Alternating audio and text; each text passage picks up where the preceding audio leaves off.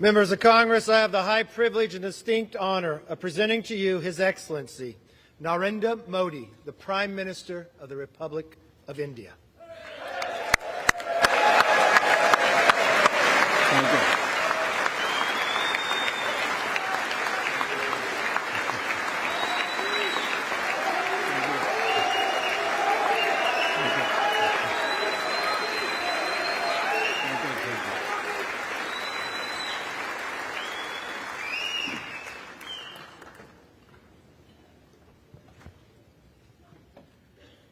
Mr. Speaker, Madam Vice President, distinguished members of the U.S. Congress, ladies and gentlemen, Namaskar.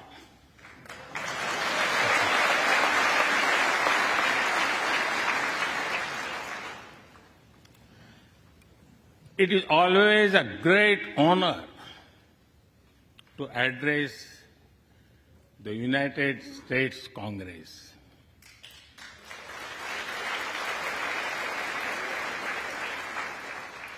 It is an exceptional privilege to do so twice.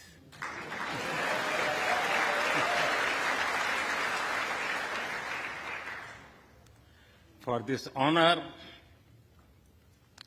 I extend my deepest gratitude on behalf of the 1.4 billion people of India.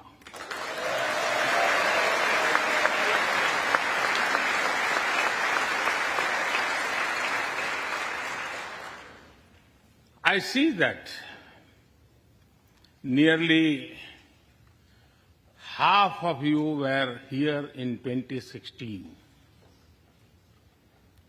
I feel your warmth as old friends. I can also see the enthusiasm of your new friends in the other half. I remember Senator Harry Reid, Senator John McCain, Senator Orrin Hatch, Elijah Cummings, Elsie Hastings, and others who I met here in 2016 and who are sadly no longer with us. Mr. Speaker, standing here 7 Junes ago, that is the June when Hamilton swept all the awards, I said that the hesitations of history were behind us. Now, when our era is at a crossroads, I am here to speak about our calling for this century.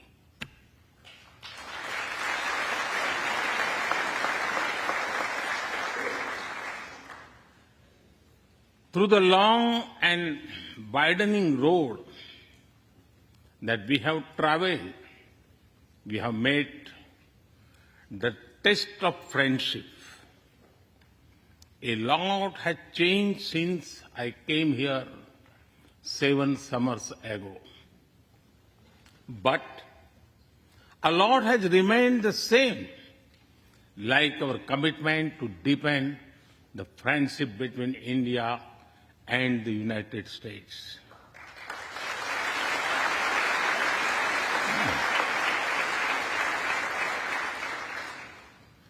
In the past few years, there have been many advances in AI, artificial intelligence.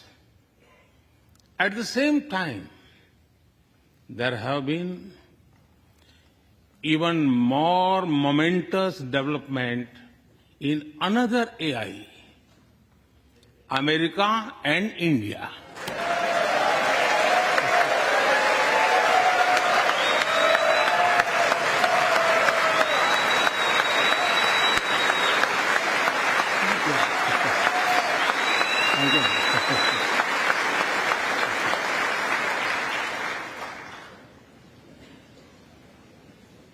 Mr. Speaker and distinguished members, the beauty of democracy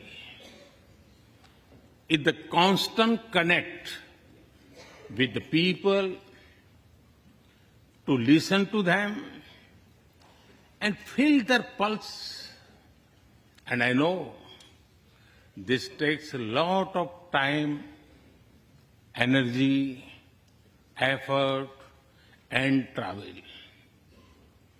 It is a Thursday afternoon,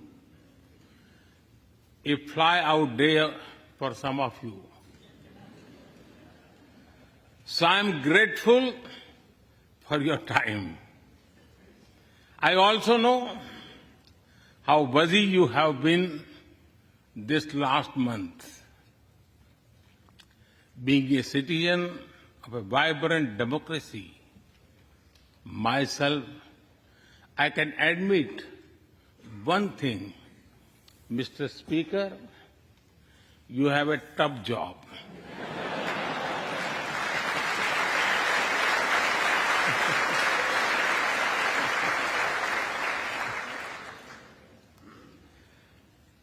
I can relate to the battles of patience, persuasion, and policy.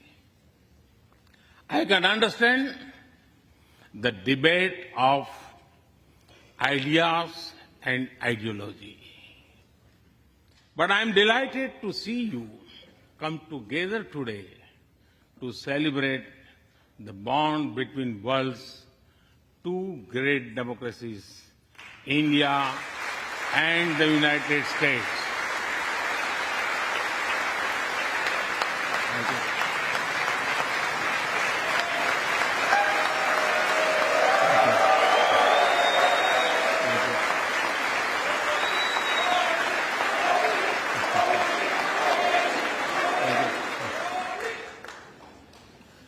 I'm happy to help out.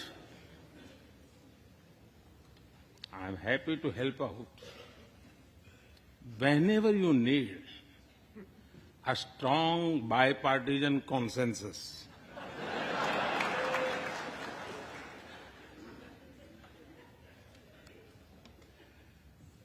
There will be and there must be a contest of ideas at home.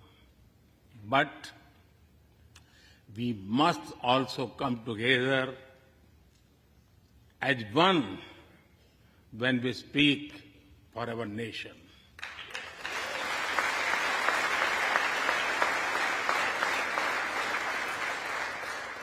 And you have shown that you can do it. Congratulations.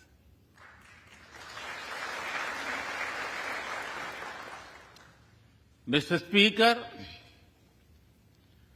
the foundation of America was inspired by the vision of a nation of equal people. Throughout your history, you embraced people from around the world, and you have made them equal partners in the American dream.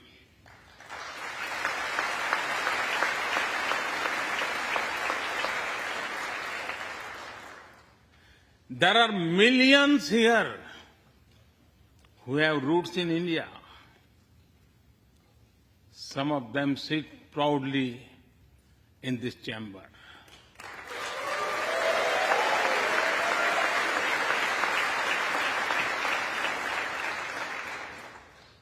And there is one behind me. who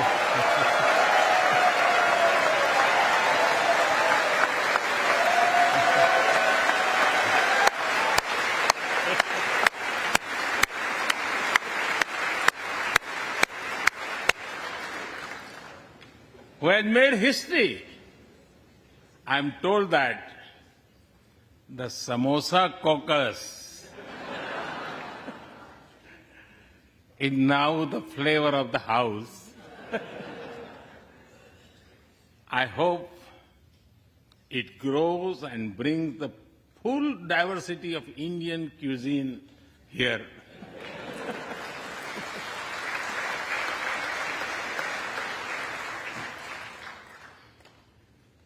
Over 2 centuries, we have inspired each other through the lives of great Americans and Indians. We pay tribute to Mahatma Gandhi and Martin Luther King Jr.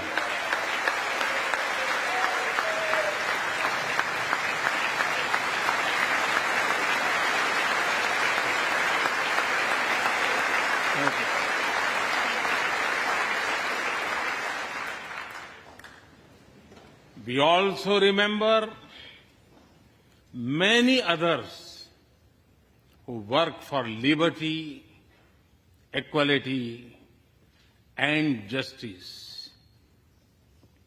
Today, I also wish to pay heartfelt tribute to one of them, Congressman John Lewis.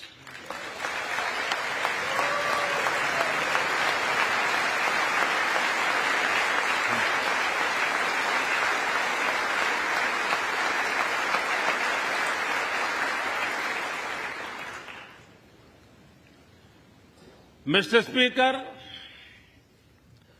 democracy is one of our sacred and shared values. It has evolved over a long time and taken various forms of systems. Throughout history, however, one thing has been clear. Democracy is the spirit that supports equality and dignity.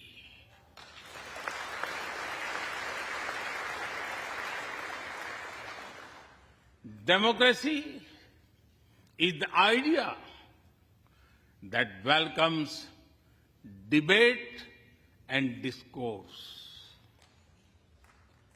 Democracy is the culture that gives wings to thought and expression. India is blessed to have such values from times immemorial. In the evolution of the democratic spirit, India is the mother of democracy.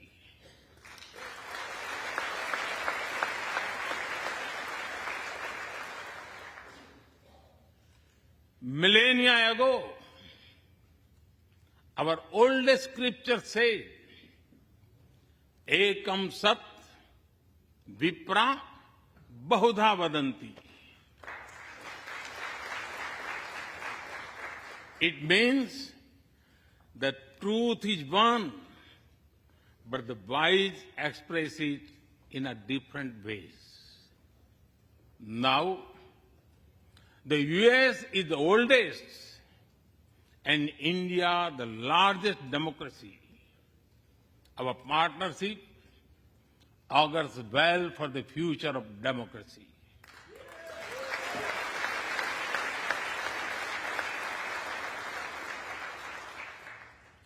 Together, we shall give a better future to the world and a better world to the future.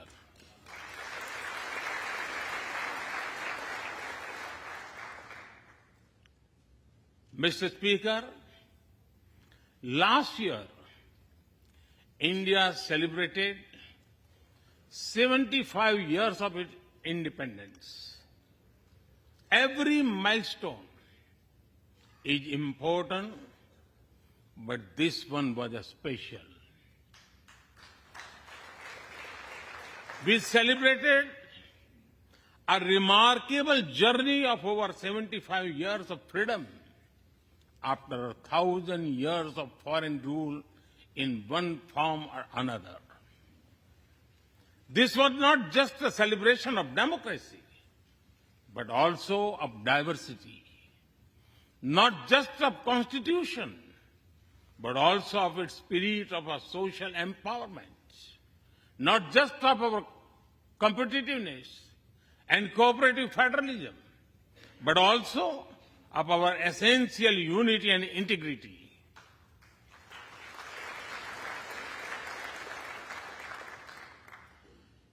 We have over 2,500 political parties.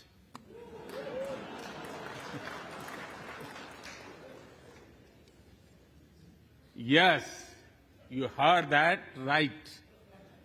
2,500. About 20 different parties govern various states of India.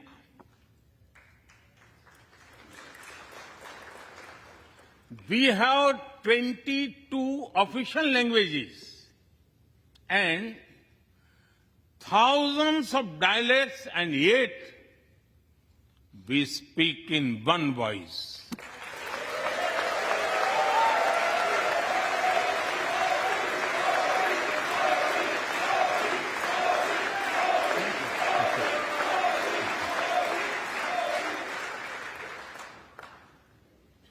Every 100 miles, our cuisine changes. From dosa to aloo paratha, and from Srikhand to Sandesh. We enjoy all of this. We are home to all faiths in the world, and we celebrate all of them.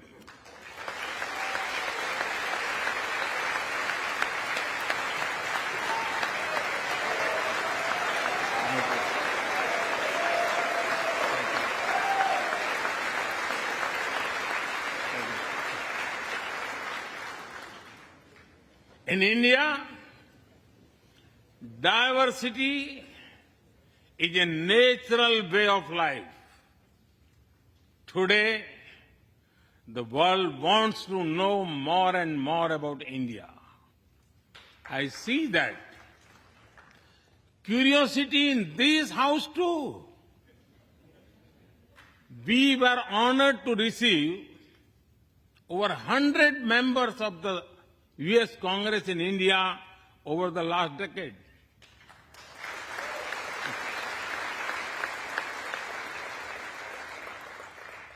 Everyone wants to understand India's development, democracy, and diversity. Everyone wants to know what India is doing right and how. Among close friends, I'm happy to share the same. Mr. Speaker, when I first visited the U.S. as a Prime Minister, India was the 10th largest economy in the world. 10th. Today, India is the 5th largest economy.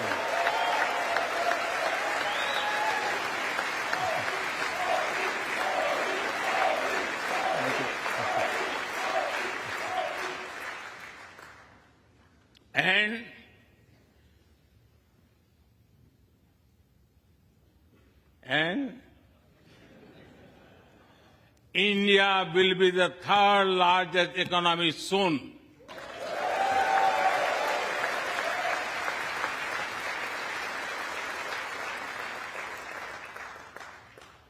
We are not only growing bigger, but we are also growing faster. When India grows, the whole world grows.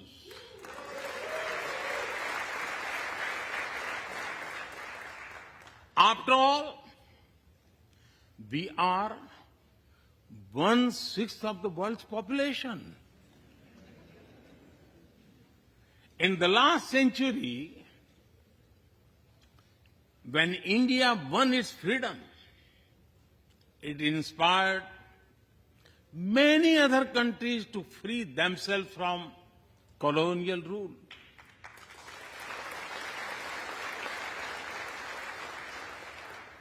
In this century, when India sets benchmark in growth, it will inspire many other countries to do the same.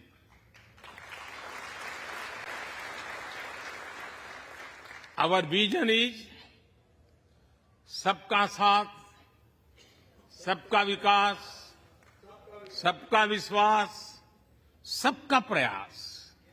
It means together for everyone's growth, with everyone's trust and everyone's efforts. Let me share with you how this vision is translating into action with speed and scale.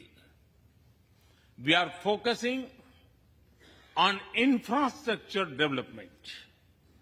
We have given nearly 40 million homes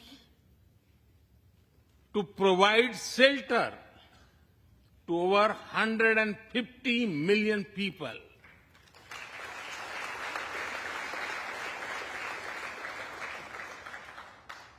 That is nearly 6 times the population of Australia.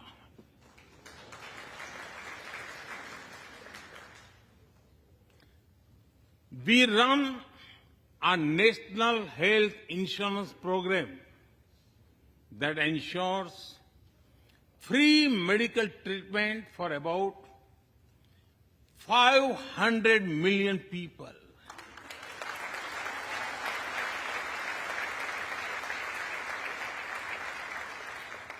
$500 million people, that is greater than the population of South America. We took banking to the unbanked with the world's largest financial inclusion drive. Nearly 500 million people benefited. This is close to the population of North America. We have worked on building digital India. Today, there are more than 850 million smartphones and internet users in the country.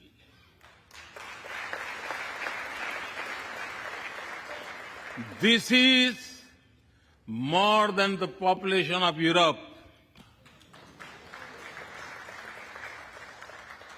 We protected our people with 2.2 billion doses of made in India COVID vaccines.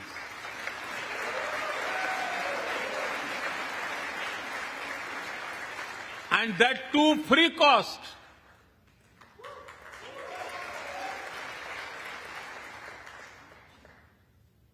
I may be running out of continent soon, so I will stop here. Distinguished members, the Vedas are one of the world's oldest scriptures. They are a great treasure of humanity composed thousands of years ago. Back then, women sages composed many verses in these Vedas. And today, in modern India, women are leading us to a better future.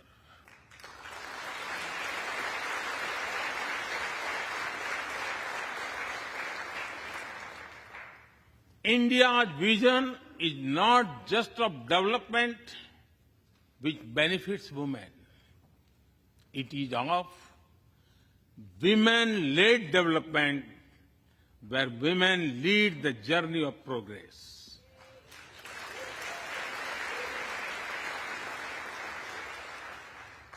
A woman has risen from a humble tribal background to be our head of states.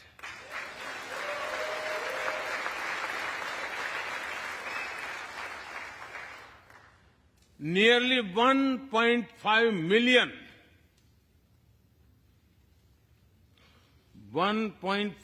million elected women lead us at various levels.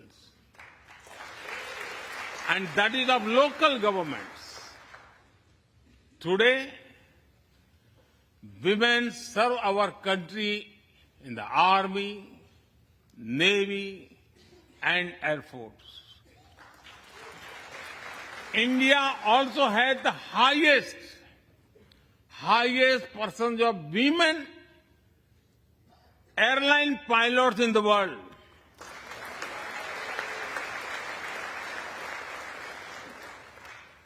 And they have also put us on Mars by leading our Mars mission.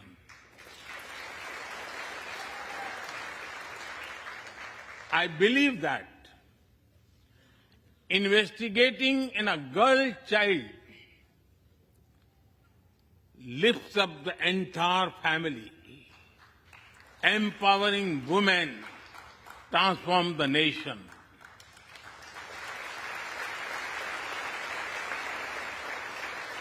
Mr. Speaker, India is an ancient nation with a youthful population.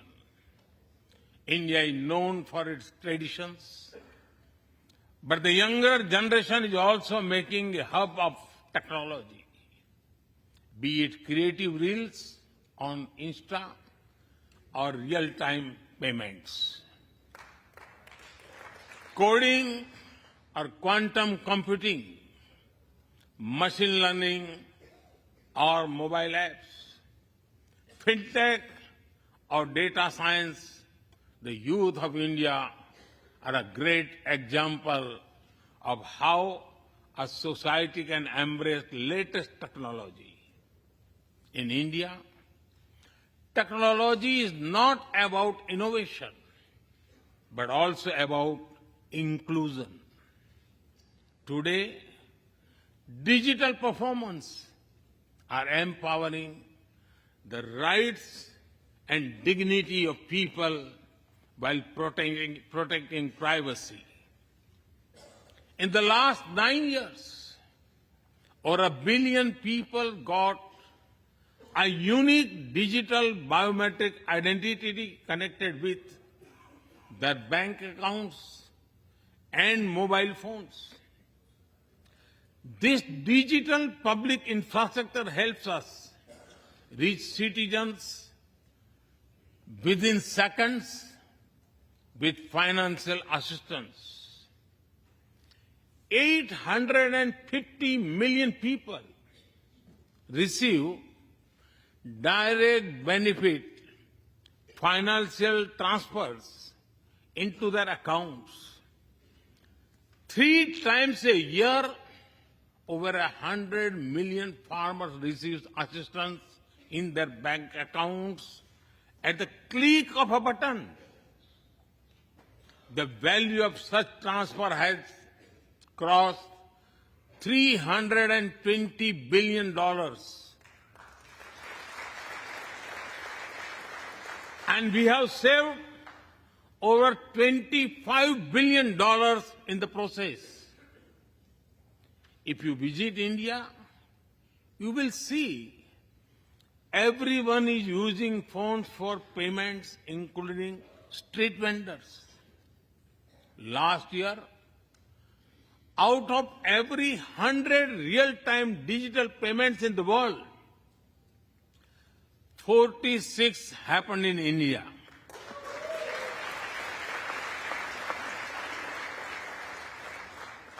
nearly 400,000 miles of optical fiber cables and cheap data have ushered in a revolution of opportunities. Farmers check weather updates. The elderly get social security payments. Students access scholarships. Doctors deliver telemedicine. Fishermen check fishing grounds, and small businesses get loans with just a tap on their phones.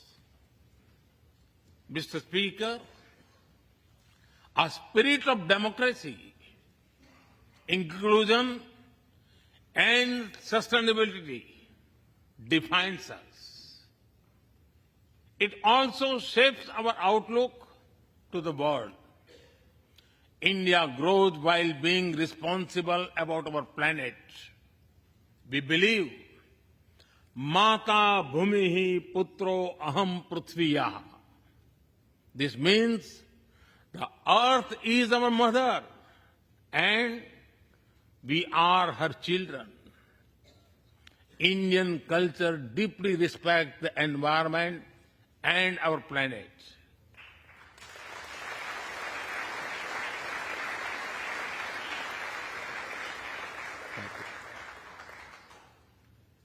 While becoming the fastest growing economy,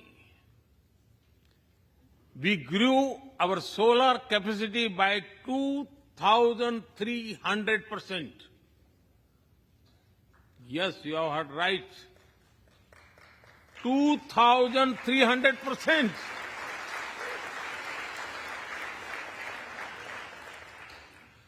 We became the only G20 country to meet its Paris commitment.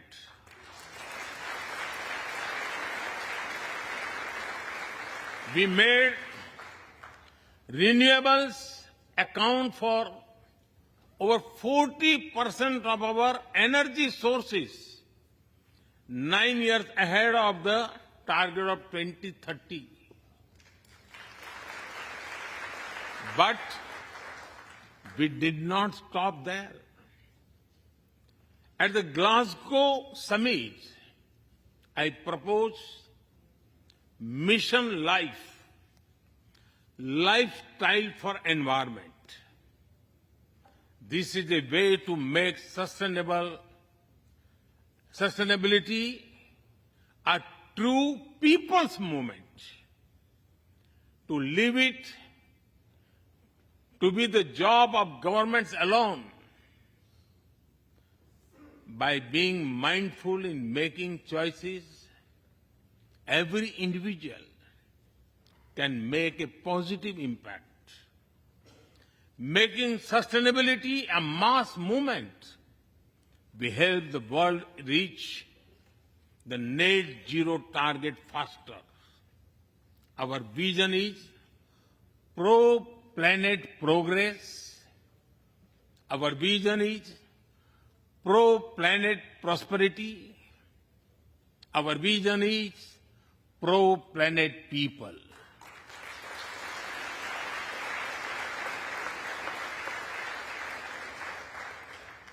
Mr. Speaker, we live by the motto of Vasudhaiv Kutumbakam, or the world is one family.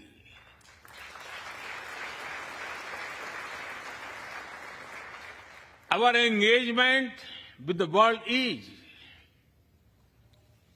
for everyone's benefit. The one sun, one world, one grid seek to join us.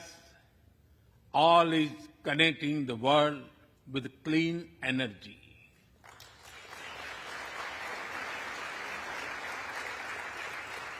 One Earth, One Health is a vision for global action to bring quality health care to everyone, including animals and plants.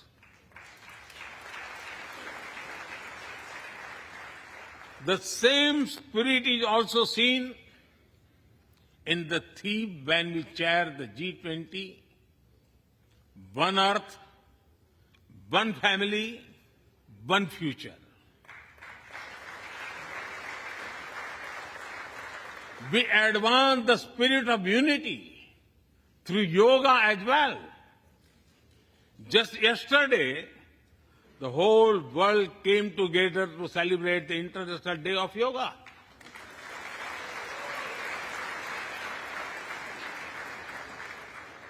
Just last week, all nations joined our proposal at the UN to build a memorial wall to honor the peacekeepers.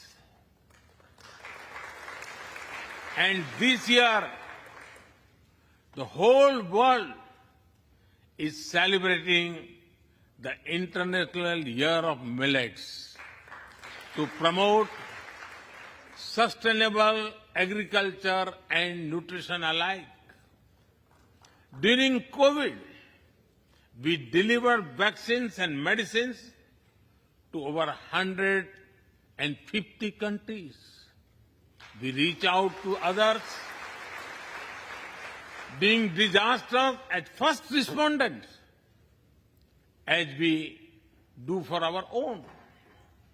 We share our modest resources with those who need them the most. We build capabilities, not dependencies.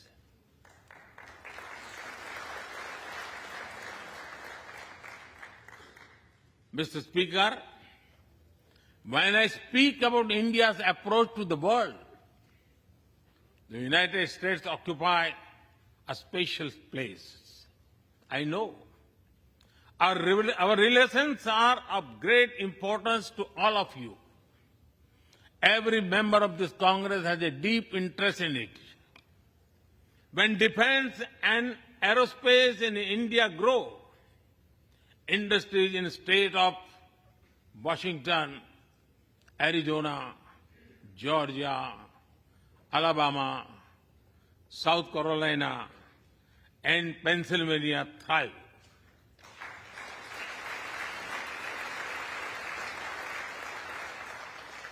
When American companies grow, the research and development centers in India thrive. When Indians fly more, a single order for aircrafts creates more than 1 million jobs in 44 states in America.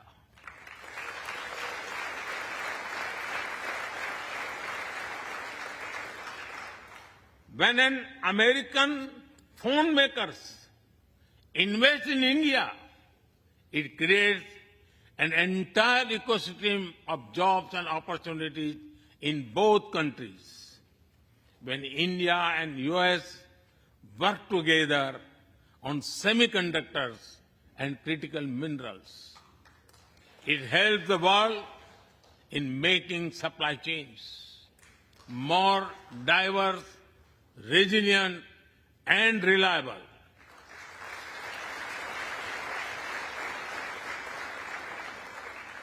Indeed, Mr. Speaker, we were strangers in defense cooperation at the turn of the century. Now, the United States has become one of our most important defense partners.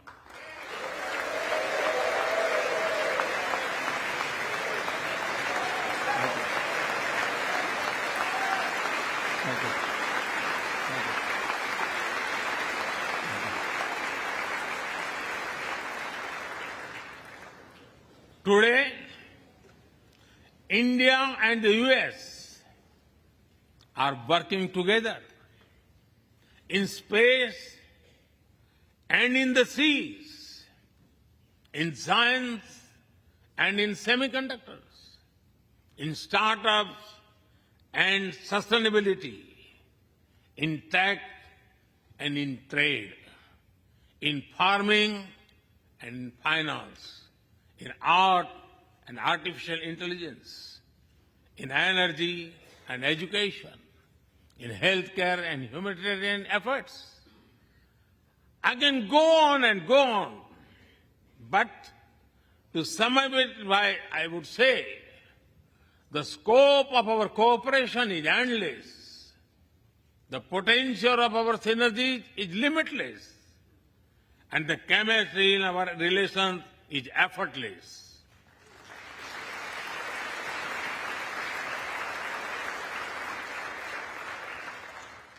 In all this, Indian Americans have played a big role.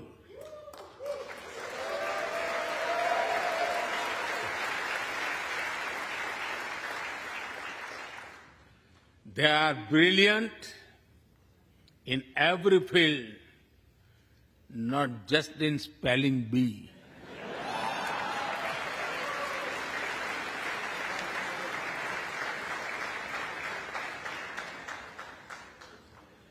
With their hearts and minds, talent and skills, and the love for America and India, they have connected us. They have unlocked doors. They have shown the potential of our partnership. Mr. Speaker, distinguished members, every Indian Prime Minister and American President of the past has taken our relationship further. But our generation has to honor of taking it to greater heights.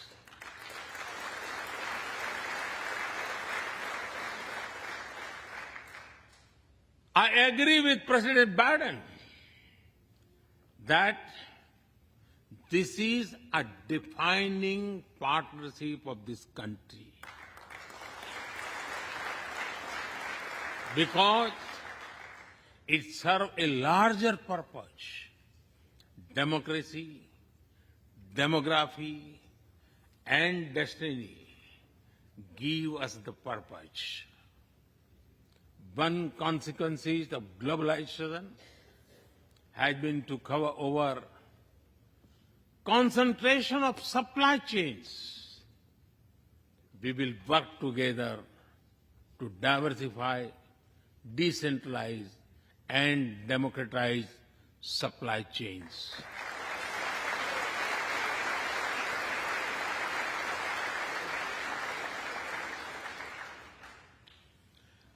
Technology will determine the security, prosperity, and leadership in the 21st century.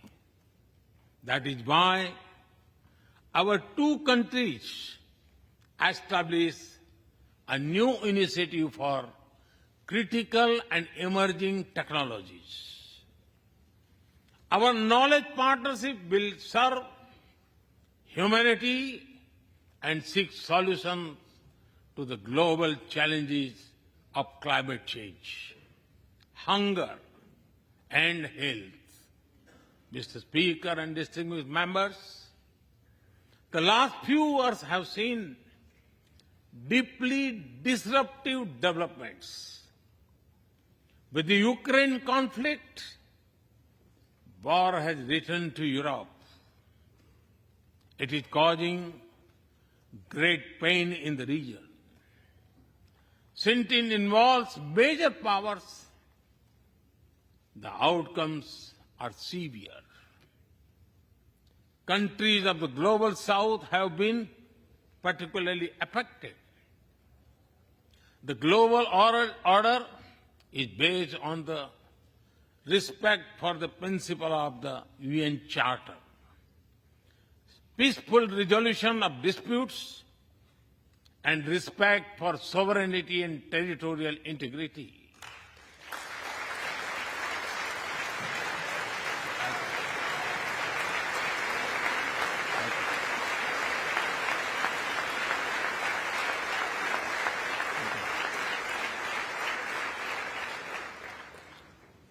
As I have said directly and publicly, this is not an era of war.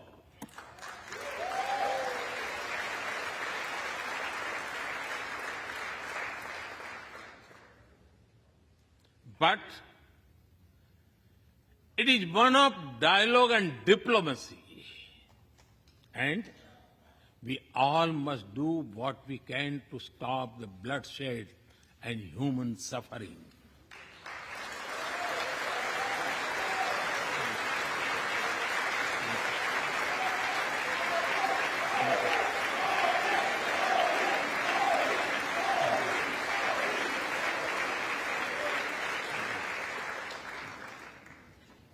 Mr. Speaker, the dark clouds of coercion and confrontation are casting their shadow in the Indo-Pacific. The stability of the region has become one of the central concerns of our partnership. We share a vision of a free, open, and inclusive Indo-Pacific.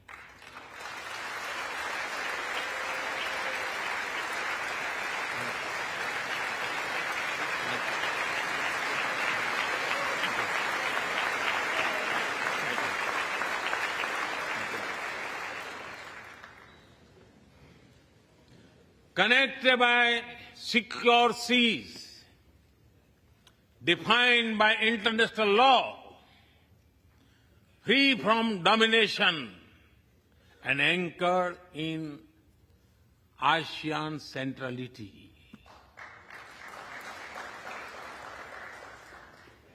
A region where all nations, small and large, are free and fearless in their choices, where progress is not suffocated by an impossible burdens of debt.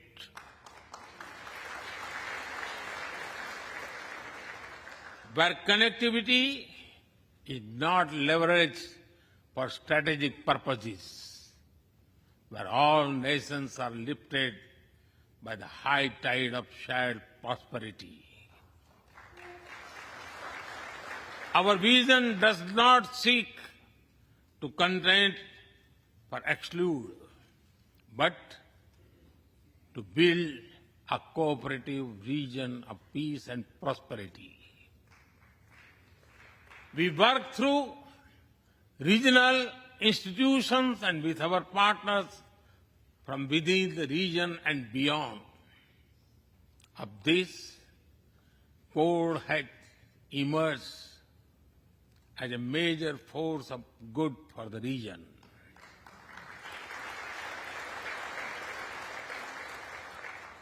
Mr. Speaker, more than 2 decades after 9/11 and more than a decade after 26/11 in Mumbai, radicalism and terrorism still remain a pressing danger for the whole world.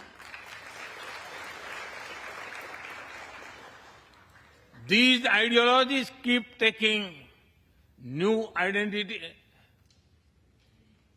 and forms, but their intentions are the same. Terrorism is an enemy of humanity, and there can be no ifs and buts in dealing with it.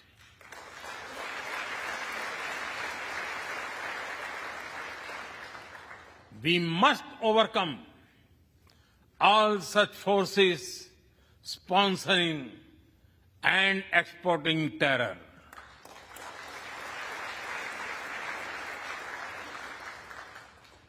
Mr. Speaker, COVID-19's biggest impact was the human loss and suffering it caused. I wish to remember Congressman Ron Wright and the staff members who lost their lives to COVID. As we emerge out of the pandemic, we must give shape to a new world order. Consideration, care, and concern are the need of the hour. Giving a voice to the global south is the way forward. That is why I firmly believe that the African Union be given full membership of G20.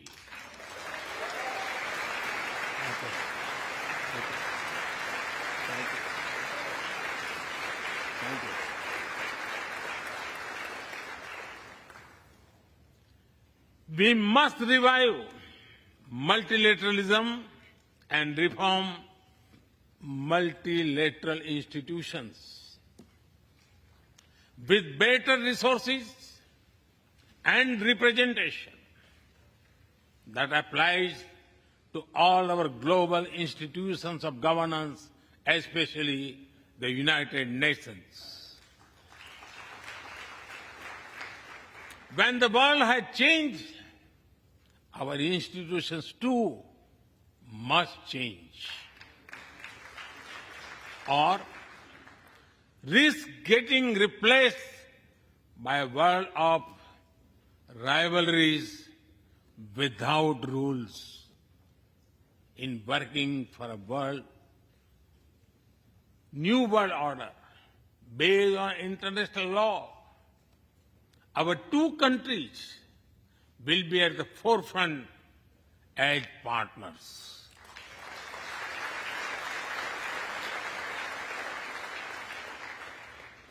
Mr. Speaker and distinguished members, today we stand at a new dawn in our relationship that will not only shape the destiny of our two nations, but also that of the world.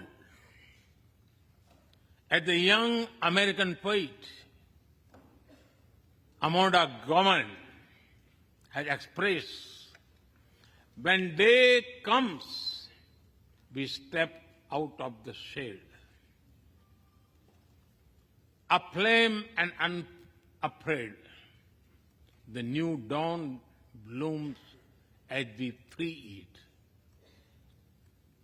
For there is always light if only we are brave enough to see it.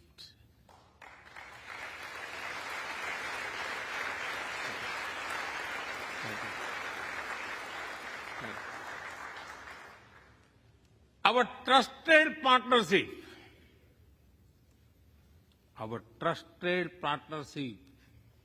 is like the sun in this new dawn that will spread light all around.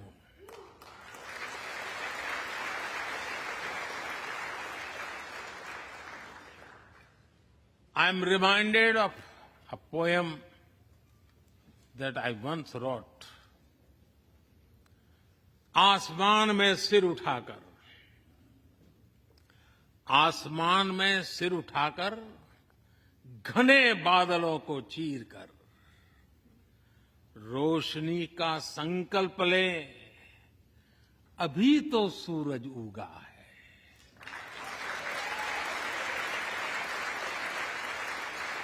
अभी तो सूरज उगा है। दृढ़ निश्चय के साथ चलकर हर मुश्किल को पार कर घोर अंधेरे को मिटाने अभी तो सूरज उगा है।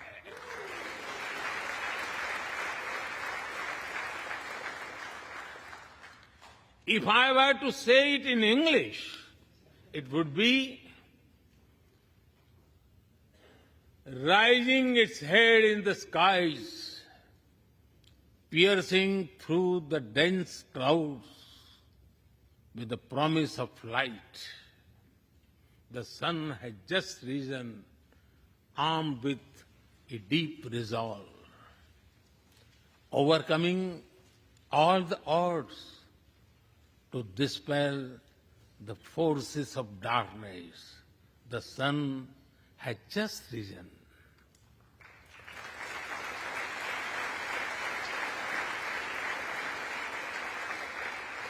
Mr. Speaker and distinguished members,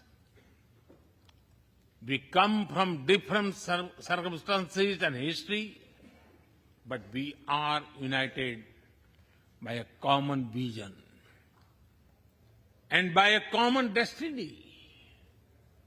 When our partnership progresses, economic resilience increases, innovation grows, science flourishes, knowledge advances, humanity benefits, our seas and skies are safer, democracy will shine brighter, and the world will be a better place. That is the mission of our partnership. That is our calling for this century. Mr. Speaker and distinguished members, even by the high standards of our partnership, this visit is one of the great positive transformation. Together, we shall demonstrate that democracy is better and democracy deliver.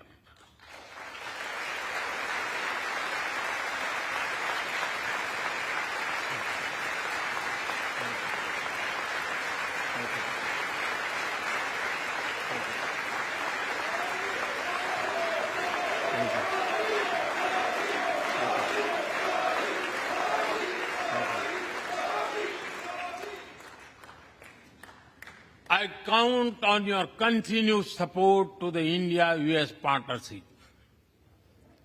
When I was here in 2016, I said that our relationship is primed for a momentous future. That future is today.